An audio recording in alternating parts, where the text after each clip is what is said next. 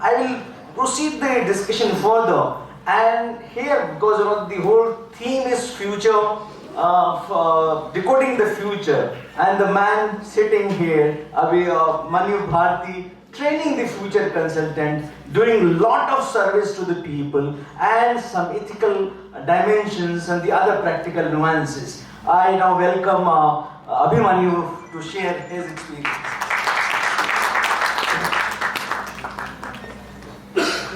Thank you all. जैसे ये session का नाम है डिकोडिंग द फ्यूचर, तो आई थिंक फोकस उस पर ही करेंगे। बट फ्यूचर के लिए थोड़ा पास्ट भी समझना जरूरी है, पास्ट, प्रेजेंट और फिर फ्यूचर की बात करेंगे। 3 लेवल पे मैं बात को रखूंगा। पहला कि थोड़ी बैकग्राउंड अपने बारे में और थोड़ी पॉलिटिकल कंसल्टिंग के बारे में, बहुत ब्रीफ में, क्योंकि बाकी लोगों ने बहुत डिटेल में दिया है। दूसरा, बहुत सारे आशंकाएं जताई गई, बहुत सारे डाउट्स उठाए गए इस इंडस्ट्री के बारे में, बहुत सारे सवाल भी उठाए गए, तो उसमें से मुझे जो लगता है जिसकी जवाब देनी चाहिए, तो कुछ उसका जवाब, क्योंकि अगेन वो जवाब, वो आशंका से ही फ्यूचर तय होता है। और फिर मैं कैसे देखता हूं कि पॉलिटिकल कंसल्टिंग फ्यूचर कैसे पैन आउट हो रहा है, क्या क्या चीज हो सकती है, उस पर बात रखेंगे। तो मोटे तौर पर ये 3 फेज में बात रखेंगे। मैं ये शुरू करूं इससे पहले मैं जस्ट जानना चाहता हूं आप लोगों से कि आप लोग, हम लोग पॉलिटिकल कंसल्टिंग के कॉन्क्लेव में बैठे हुए हैं, तो पॉलिटिक्स का मतलब क्या समझते हैं आप? पॉलिटिक्स इसको हिंदी में क्या बोलते हैं? राजनीति। तो राजनीति का मतलब क्या होता है? पॉलिटिक्स का मतलब क्या होता है? 5 जवाब, कोई एक एक करके जवाब देना चाहे तो प्रॉब्लम से। Create a problem, then find the solution. Create a problem, find the solution. Okay. Next. To manipulate the things for their own interest. To manipulate the things for their interest. ठीक। Start from the individual and the whole society. Individual to the whole society, ठीक है। और कोई? Politics is the art of deception. It's a process.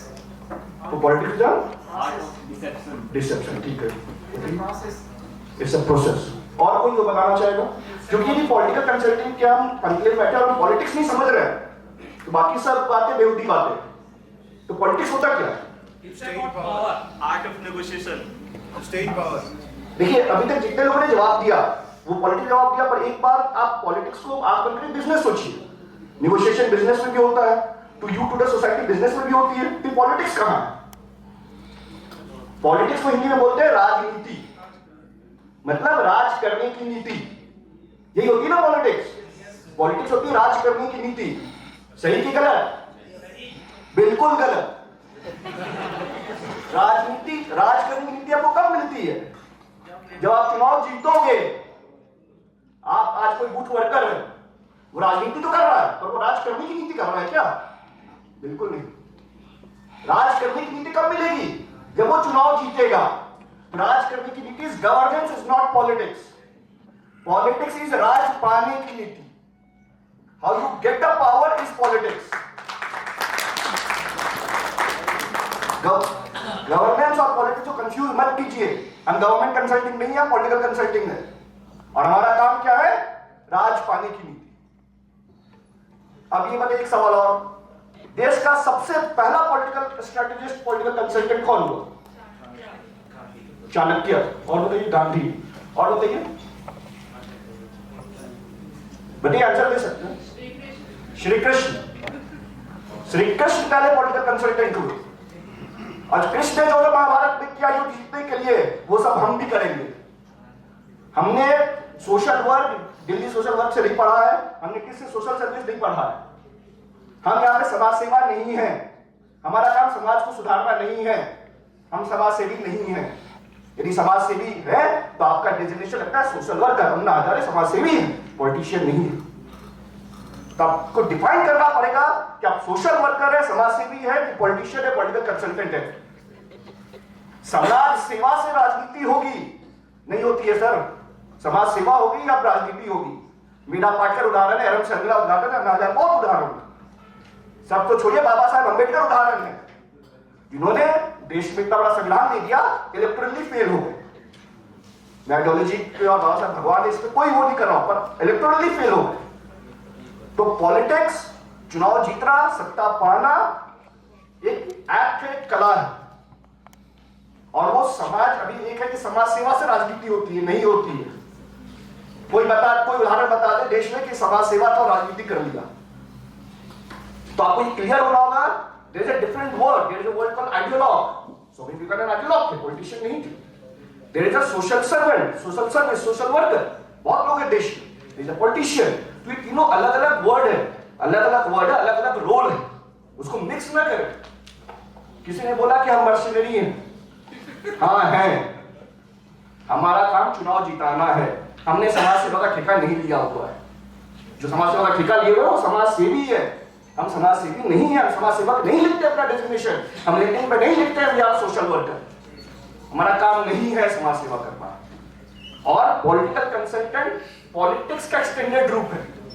जो खराबी politics में होगी वो पॉलिटिकल कंसल्टिंग में आएगी. 90% की कैश पॉलिटिकल कंसल्टिंग में डील होती है तो पॉलिटिक्स में भी होती है. आप पॉलिटिक्स को साफ कर दोगे पॉलिटिकल कंसल्टिंग साफ हो जाएगी.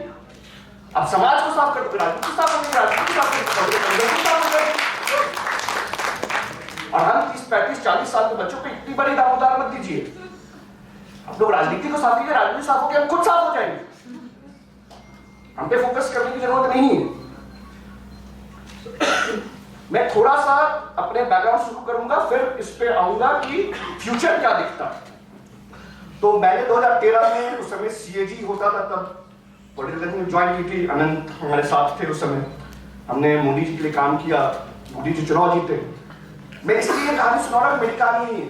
ये इवोल्यूशन ऑफ जो Prashant Kishor IUPAC wing of वो है उसको मैं थोड़ा समझाने की कोशिश कर रहा हूं क्योंकि इससे फ्यूचर भी डिफाइन होता है. तो मोदी जी चुनाव जीते प्रधानमंत्री बने. 7 सितंबर का दिन था 2014 का जब हम लोग उस समय का 7 RCR में ब्रेकफास्ट के लिए गए. और ब्रेकफास्ट में मोदी जी ने एक लाइन बोला कि बरगद के पेड़ के नीचे पेड़ नहीं उग सकते. मतलब साफ था कि आप लोगों में बहुत पोटेंशियल है पर आपको ग्रो करना है तो आप हमारे नीचे नहीं उग सकते. आपको हमसे अलग होना पड़ेगा. ठीक है. तो उस दिन हमारा प्रशांत किशोर का या उस समय का सीएजी का वो हुआ. अब हुआ कि उसके बाद हम लोग बिहार गए. सबको पता है. पर बिहार क्यों गए? बिहार बस इसलिए गए. ऐसा नहीं था कि हमारे नीतीश कुमार को जिताना था. नीतीश कुमार में प्रेम था. या नीतीश कुमार देश के सबसे डेवलपमेंट ओरिएंटेड लीडर थे. क्योंकि हमें ये दिखलाना था कि हम यदि किसी को जिता सकते हैं तो किसी को हरा भी सकते हैं. यह हमें प्रूफ करना था. और यह प्रूफ करने के लिए उस समय जो लेटेस्ट इलेक्शन था विदिन 1 साल 1.5 साल वो बिहार का था. और बिहार में BJP NDA without Nitish Kumar ने ऑलमोस्ट स्विंग किया था. 40 में 31-32 सीटें आई. तो हम बिहार इसलिए गए. तो अगेन मैं ये समझाना चाह रहा हूं कि आप लोग ये नहीं लगता है कि ये प्रोग्रेसिव लीडर को पकड़ के जा रहे हैं कि ये मिथ है. ठीक है. बिहार हमने जिता दिया. बिहार जिताने के बाद हुआ अब क्या करें. अब कहां जाए. तो क्या हुआ कि अरविंद केजरीवाल ने एक ट्वीट किया था कि भैया मोदी जी को तो हमने भी हराया दिल्ली में. तो हमने बोला कि चलो देख ही लेते हैं कौन सवा शेर है. तो इस चक्कर में पंजाब पहुंच गए. ठीक है. तो पंजाब में कैप्टन अमरिंदर सिंह की वजह से नहीं गए थे. हम लोग ये देखने गए थे कि कौन सवा शेर. तो पॉइंट है कि ये जो पॉलिटिकल आइडियोलॉजी की जो इवोल्यूशन है खास करके अगेन बहुत क्लियर है. बहुत पुराने क्लियर है. पर मैं जिससे मैं जुड़ा हुआ हूं जिससे बहुत सारी कंपनीज बनी है उसका मैं थॉट बस समझाने की कोशिश कर रहा हूं कि वो पर्सनल ईगो और अपने आप को साबित करने के लिए आए.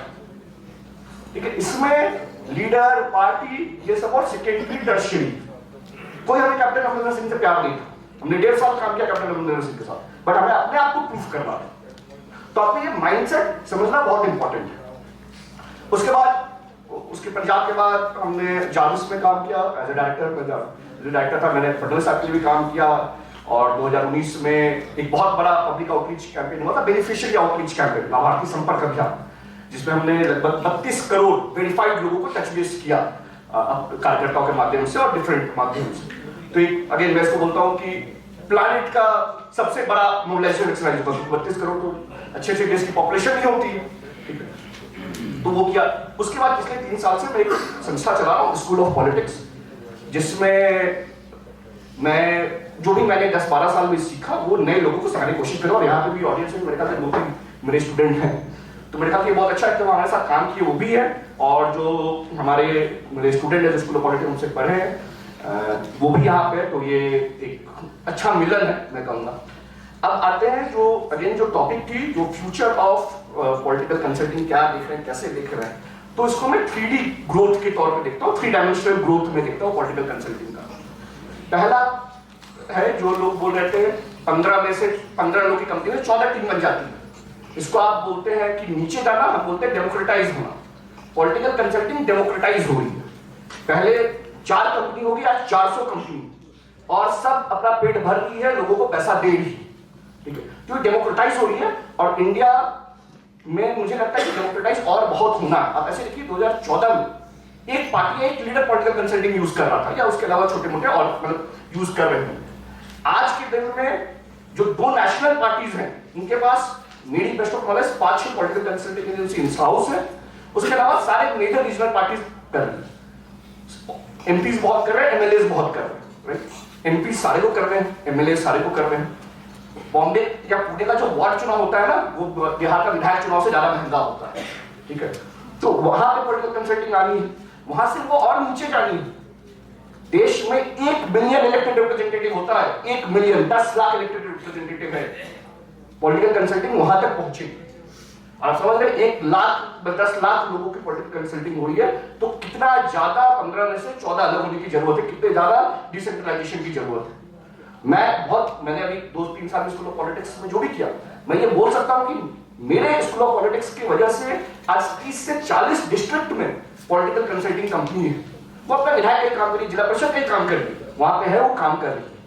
तो अब ये देश में पहले होता था, फिर स्टेट में होने लगा, अब जिला में जा रहा है, जिला से वो ब्लॉक पे जाएगा, क्योंकि जो मुखिया है, जो सरपंच है, वो भले पैसा कम खर्च कर सकता है, पर वहां पे जो पॉलिटिकल कंसल्ट रहेगा उसको भी कम पैसे की जरूरत है, ठीक है। तो ये डिसेंट्रलाइजेशन होगा या डेमोक्रेटाइजेशन आप बोल लीजिए, ये मेरे ख्याल से ये पहला है जो इसका फ्यूचर में देख रहा हूं। दूसरा है स्पेशलाइजेशन। अब ऐसी कंपनीज, इंडस्ट्री बहुत कर रही है 360 डिग्री, जिसको सब करने आता है, जो सब करता है। ये कंपनीज बहुत कम है, बहुत कम रही है, क्योंकि वैसे टैलेंट पूल कम। तो अब कंपनी स्पेशलाइज बनती जा रही है। जैसे बीजेपी के पास जो भी कंपनी है स्पेशलाइज्ड है, वो ग्राउंड रिसर्च के लिए इंफॉर्मेशन रखती है, डेटा पार्टी मैनेजमेंट के लिए जावेस को रखती है, कैंपेन के लिए वराहे नेशन में नमो को रखती है, सिमिलर जावेस, सिमिलर विद कांग्रेस। तो अब क्या स्पेशलाइजेशन ज्यादा हो रहा है, हो सकता है ट्रेनिंग के लिए अलग कंपनी हो। तो स्पेशलाइजेशन, एक तो डेमोक्रेटाइजेशन होगा, दूसरा स्पेशलाइजेशन इवॉल्व करेगा। अब किसी को नीचे मैं सब करता हूं, ये लोग को भी करते क्या, फेसबुक चलाते हो, सोशल मीडिया चलाते हो, सोशल मीडिया चलाओ, तो specialization will emerge, will be focus. Third जो है वो परमानेंसी की तरफ बढ़ेगा। मतलब 2014 में एक भी कंपनी परमानेंट नहीं थी, आज के दिन में मैं बता रहा हूं कि almost 10 company plus permanent. Bhajpa Congress के साथ, आईपैक को भी मानिए तो तृणमूल कांग्रेस के साथ एक तरह से परमानेंट है, ठीक है। तो लोग, क्योंकि अब ये नहीं रहा कि मैंने काम करके जाओ, they want a 5 year solution, तो ज्यादा से ज्यादा कंपनी अब परमानेंसी की ओर बढ़ी है। क्या 5 साल थ्रू आउट, चुनाव हो ना हो, कैडर हो, कम्युनिकेशन हो, उस पर काम करे। तो मेरे ख्याल से डेमोक्रेटाइजेशन, स्पेशलाइजेशन और परमानेंटाइजेशन, ये 3 चीज वे फॉरवर्ड है। मेरे ख्याल से 3 चीज जो थोड़ी लिमिटेशन है या जिस बात का ध्यान रखना है, one is a combination of loyalty and competency, क्योंकि इस इंडस्ट्री ऐसा है जहां पे लॉयल्टी की ज्यादा वैल्यू है। तो मिर्जापुर में एक डायलॉग था, याद है किसी को, चूतिया है तो क्या हुआ, लड़का अपना है, ठीक है। तो पॉलिटिक्स इसी पे चलता है। अब कितने काबिल से मतलब आप अपने हैं कि नहीं, मेरे हैं कि नहीं, ये करता है। अगर मैं अमित शाह को क्रिटिसाइज नहीं कर रहा हूं, पर अमित शाह देश के गृह मंत्री इसलिए नहीं क्योंकि मोस्ट कॉम्पिटेंट है, वो इसलिए हो क्योंकि मोदी के 40 साल से लॉयल। ऐसा नहीं अमित शाह से ज्यादा कॉम्पिटेंट लोग नहीं, पर लॉयल्टी पेज मोर। लॉयल्टी और मेरिटोक्रेसी चलती है ना, ये मेरिटोक्रेसी उल्टा चलता है। तो यहाँ पे loyalty is an essential value. तो कोई किसी को कॉम्पिटेंसी हो जाए तो बोले मैं बहुत कॉम्पिटेंट हूं, तो नहीं चलेगा। There has to be loyalty plus competency is the winning solution. अगला टेक फर्स्ट, क्योंकि टेक्नोलॉजी बहुत इमर्जिंग मूव कर रहा है, तो आई थिंक टेक्नोलॉजी का बहुत बड़ा रोल होगा। अभी भी ऐसी टेक्नोलॉजी जो मासेस पे यूज, जो पार्टी मासेस पे यूज करेंगे, 10 लाख 1 लाख कार्यकर्ता यूज कर रहे हो। टेक बनाना आसान है, एडेप्टेबिलिटी मुश्किल। तो एडेप्टिव टेक की जो पार्टी कार्यकर्ता वर्कर यूज करे, ऐसा टेक आई थिंक ऐसा टेक की डिमांड है, ऐसा टेक का फ्यूचर है। एक चीज और जो मेरे ख्याल से मैं एकेडमिक के लोगों को रिक्वेस्ट करना चाहूंगा, इस मौका मिला है कि अभी जो भी इंफॉर्मेशन है ना, ये इंडिविजुअलिस्टिक, मैंने काम किया, मेरे पास इंफॉर्मेशन, इन्होंने काम किया, इनके पास इंफॉर्मेशन है, उन्होंने काम किया, उनके पास इंफॉर्मेशन, ये इंस्टीट्यूशनलाइज नहीं है। मुझे कल कुछ हो गया तो मेरा इंफॉर्मेशन गया, उनको कुछ हो गया तो इंफॉर्मेशन गया, वो क्या इंस्टीट्यूशन में नहीं। वो कोई जैसे एमए पॉलिटिकल साइंस है तो इंस्टीट्यूशन, इस पे आदमी की जरूरत नहीं है, कोई भी टीचर मतलब टीचर आके पढ़ा दे, पर ये इंफॉर्मेशन अभी इंडिविजुअल में, तो इस इंडिविजुअल को इस इंफॉर्मेशन, इस लर्निंग को जो भी अच्छा करा दे, इसको इंस्टीट्यूशनलाइज करने में मेरे ख्याल से एकेडमी का बहुत बड़ा रोल है, ये होना चाहिए। और दूसरी चीज कि पॉलिटिकल में क्वालिटी रिसर्च अभी भी नहीं होती। दिल्ली में क्या एग्जैक्टली हुआ वो सबके परसेप्शन है, पर उसका कोई रिसर्च नहीं, क्या हुआ क्यों हुआ। तो मेरे ख्याल से दो चीज जिसपे I think political consultant and academia को होना चाहिए। ये सारी कैंपेन, मतलब एक एक कैंपेन यदि प्रदेश में पढ़ा है, it's a case study, beautiful case study, पर कैसे हुआ ये कोई डॉक्यूमेंटेड नहीं, राइट। तो ये इंस्टीट्यूशनलाइज होना चाहिए और साथ में गुड पॉलिटिकल रिसर्च, मतलब data driven by quantitative plus qualitative, कि हुआ या होगा, क्यों होगा, कैसा हो गया, कौन गया, क्यों गया। तो आई थिंक ये दो चीज करनी है जहां मेरे ख्याल से एक बहुत बड़ा वो बन सकता है। So I think that's how I see, मतलब that's how I decode the future of political. Thank you.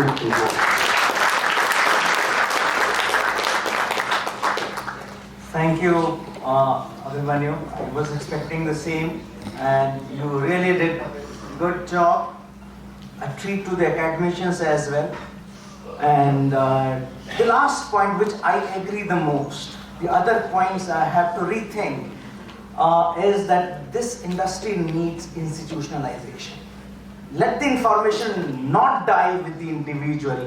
Let it get organically grow with the institutionalization. Thank you for bringing this point.